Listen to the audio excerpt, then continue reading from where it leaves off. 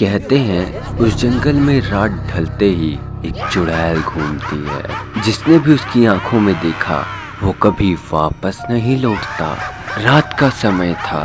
4 दोस्त रोहन, सीमा, अजय और पायल साहस दिखाने के लिए गांव के पीछे वाले जंगल में चले गए।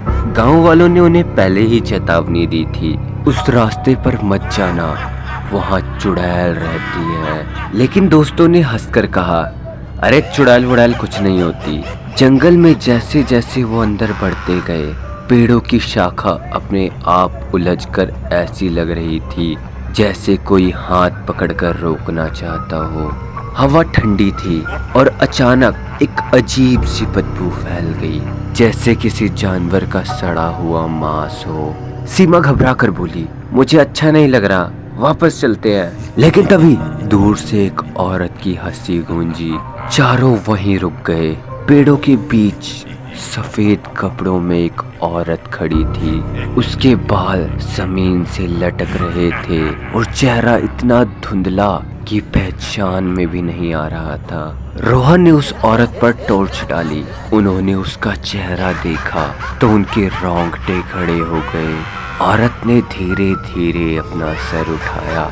उसकी आंखें पूरी तरह से सफेद थी और मुंह कान तक फटा हुआ था। अचानक उसने गले से एक अजीब आवाज निकाली और इतनी तेजी से पेड़ों पर चढ़ गई मानो जैसे ग्रेविटी ही खत्म हो चुकी है।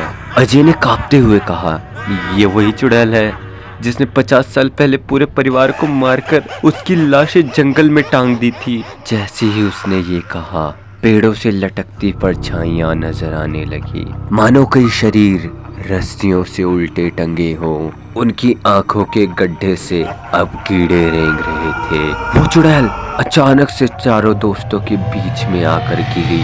उसकी आंखों से खून बह रहा था और वो हंसते हंसते बोली, विनाश काले विपरीत बुद्धि, तुम्हें सबने यहाँ आने से मना किया, लेकिन तुम खुद मौत के मुंह में आ गए।